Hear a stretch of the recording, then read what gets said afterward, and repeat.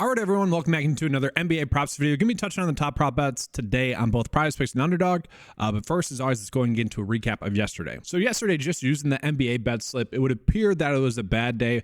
All in all, though, not really too shocking that this slip kind of missed, coming in off of 3 really solid days in a row. Now, that being said, you look at some of the prop bets that I mentioned throughout the video, that I'd be jumping on if they're made available at a reasonable price. Cat was one of them, and Rudy Gobert was another one. They were just expected to have really good games in a good matchup with Ant-Man out. And then another one was Nick Claxton, who I mentioned was pulled from the board when I was doing yesterday's video, which, very tilting in that regard. NFL-wise, though, guys, really crushed it. I don't think a single bet that I recommended missed yesterday. Now, it was a tight slate yesterday. I only recommended like 4. Shout out to Tony Pollard and CeeDee Lamb for both getting those anytime touchdowns. That was awesome. Noah Fant, which I thought might have been a little bit too thin.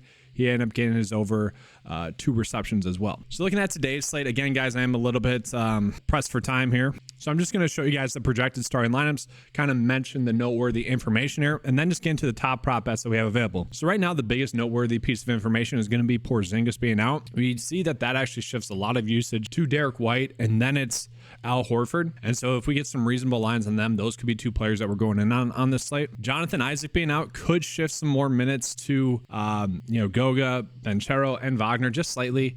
Jonathan Isaac has been a point per minute player. So if he's out and his 20 minutes are up for grabs, those players could be productive. We are going to see that this Washington-Orlando game is going to be one that we could potentially stack again. We did this on a previous slate. It went 3 for 5. The game did not stay close. That's really what we'd be betting on. I'll touch on that in a second here. Wemby is currently a game time decision for this game. I don't know. For some reason, I kind of expect him to sit. If he does, Zach Collins and Keldon Johnson would become very good plays there. And then continuing on, if Aaron Gordon's out, MPJ is going to get a big bump. If Jamal Murray's out, Reggie Jackson is probably still going to be the player that we're looking at to have a good game. Looking at if Devin Booker's out, we kind of know the drill. It'd be Eric Gordon soaking up a lot of usage. Kevin Durant would obviously be a better play as well. But with that, let's go ahead and get into the best prop bets that we have available currently right now.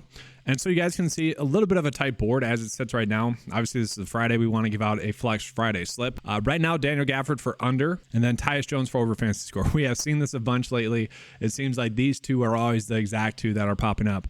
But I do want to call out, some potential correlation stacks that we have here. So I'm just going to sort it by Washington and Orlando here. And we can see right off the bat, we have 4 that kind of correlate decently well. Gafford, he is one that does struggle minutes wise. Tyus Jones was like 0.4 off of getting his over last slate. Denny, for the most part, has been kind of consistent. I'm fine with that. But we see Jordan Poole's popping up there. Wagner's popping up there. Suggs is popping up there. So basically, we could just do a full stack of basically betting everyone for over fantasy points if you don't want to chase Daniel Gafford for under fantasy score. So those are 2 decent ones I see on the slate in terms of stacking options. Obviously, you can just run out Gafford there. We're seeing Dennis Schroeder there for over fantasy score. I'm kind of fine with that one. He's been someone that has been giving us consistent results. So all in all, he's going to give us a good chance at getting this over. Continuing on from there, it does start to get pretty tight on the board. And then, so I do want to get into some college basketball props. We are seemingly getting some better ones. Yesterday, the top 3 finally had like a bad day, if you will. 1 for 3 there. If you included the 4th one, which was about a 53% likelihood to hit, then they went 50%. All in all, we'll take that. They have been crushing up until that point. But let's just take a peek at these 3. So we got someone that's literally been crushing every single game for the over that's also popping up for the over again. Honestly, guys, to me, that's a little bit of a concern. Like you guys know by now, I don't love chasing the green line. I think that's something that gets people in trouble, I would say, more times than not. Still, obviously, that's a good bet. I'm perfectly fine rolling with that. I'm going to roll with that on the Flex Friday slip. Continuing on, Joel for under fantasy score. Obviously, this has a pretty high percent likely to hit. I do want to caution, like, a lot of the projection data for the fantasy score today, at least for the top 3, are kind of saying a different mess. And so this is one where I would love the projection data to agree with the under fantasy score. But we'll take a peek at it. And we can see Ben very hit or miss. I'm kind of fine using that one. And that's probably why we're getting a little bit of a difference in the projection versus the sportsbook, because it's been hit or miss. It's college basketball, a little bit more difficult to predict. All in all, I'm always going to default to the average sportsbooks data, and that's what is being pulled in currently to give us this high likelihood for the under to hit. And then from there, we got Donovan for over his fantasy score. This is seemingly going to be a pretty darn good bet on the slate. You can see, been a little bit hit or miss recently, but all in all, should be able to get there, I would assume. And then another one that's kind of popping up as well for me is Bo for over his fantasy score. So to me, I think we get get 4 pretty solid college basketball props right now for fantasy score as well. And then real quickly, I do just want to show you guys some college football ones as well. We are seemingly getting, and this is for tonight, we are seemingly getting a decent edge for Dylan Johnson for over his fantasy score, especially compared to Underdog. That's one where if you maybe don't agree with this one, obviously a 70% edge, that's pretty huge, but that's going to be because of the difference in the line between Underdog and PrizePicks. Obviously, we're adjusting for the perception difference there, but the average sportsbook line would also be kind of agreeing with the line that Underdog is at rather than the line that we're getting on PrizePicks. So that's seemingly going to be a good one. Troy Franklin for over his fantasy score, another one where, potential edge there. The average sportsbook line would heavily be favoring the over, and so that's seemingly a low line. Then from there, we are still getting some other decent fantasy score props for tonight's slate.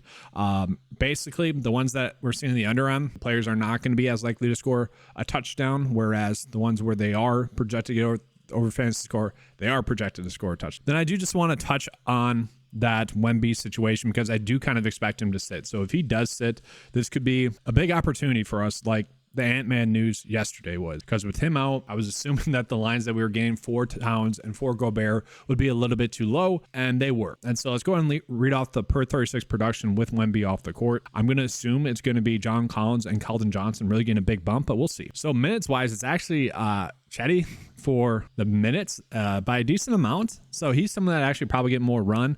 Probably not going to get 36 minutes, but it's someone that, maybe 25 minutes or so, 26 minutes or so. Probably not something we have to worry about, but he is someone that would definitely get a bump. But after that, it is Keldon Johnson and John Collins. So those are the two biggest beneficiaries, I would say. Now, maybe not the best matchup going against the Pels, but Keldon Johnson averages 20.9 points per 36 with him off the court. So that's a big bump per 36, and he's been someone that has been getting some minutes regardless. So that's about a 3.6 bump in his points. Rebounds doesn't go up too much. It's only 6.9. Assists go up to 5.5, so a little bit of a bump there.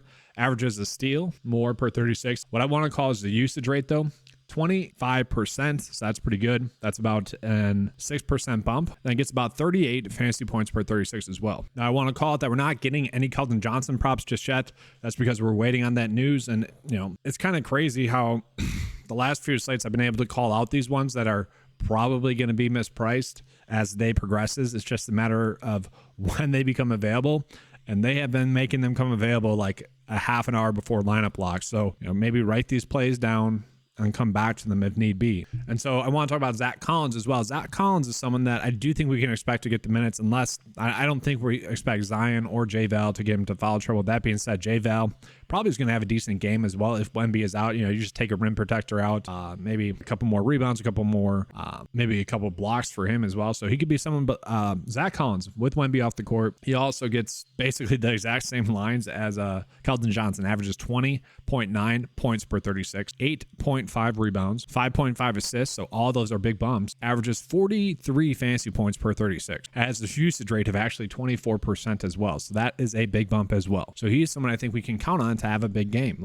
And he's someone, given his play recently, the line would probably be extremely low. And then Devin Vassell as well. He's someone that does have a big usage rate as well with him off the court. His usage rate goes up by 5.9%, averages about 7.6 more fantasy points per 36. His points per 36 is 29.8. That's huge with Wemby off the court. And so pay attention to that, because that's an 11-point difference. So chances are the line that we're going to get on him is not going to be that high. And guys, actually, just real quick, before I get into the bet of the day, I did just refresh this as I was going to place the bets, and so it's a little bit more balanced. So do want to call out though that the reason why some of these props are being high for fantasy score is that you look at Bucky Irvin, he's highly expected to score a touchdown. It's minus 250 for him to score a touchdown. Same thing with Dylan Johnson. It was minus 200. It's going to be the same thing for Rome as well. This one was only minus 145. And then Troy Franklin was minus 180. So those players are all expected to score touchdowns. So when you tack on a likely touchdown to their other projections, then you can see why the over fantasy score is being favored. All right, so go ahead and get into the bet of the day for today. I am just going to be rolling with these college basketball ones. I want to be betting the overs for the most part. So those were two that give us about a 54% chance today. I'm fine with that. We are potentially getting some good edges here for the two Washington players. Again, they're highly likely to score touchdowns, a big factor into why they would get their over fantasy score. And then rolling with the two Washington props, which are the two best ones that we have available on the slate. Again, I am waiting for the Wemby news and to see how the lines adjust for the Spurs there. I think that could be a big edge for us. And then I won't be including this on the bet of the day. Again, I keep that updated in the link or in the description description below kind of how he's been doing over the past year now. I won't be doing this one, just clear warning, but I do think that this is a very good correlated slip. And if you guys agree, or if you guys are someone that likes to run out 6 slip bets, I think this is a good one. And then just going back to the Flex Friday slip, if you guys want to pull in whichever pieces from that to make a 4 slip bet, a 3 slip bet for the Flex Friday, free square or free money that they're tossing us, by all means, go for it. And that's going to be all for this video. Make sure to give a like and subscribe to the channel, guys. Appreciate you guys being here. If you guys want access to the 9to5 Sports cheat sheet for both PrizePicks and Underdog, it's available for just $10 a month. Visit 9to5sports.com to get access to that. Thanks for watching. Let's have a good slate. And as always, let's keep cashing.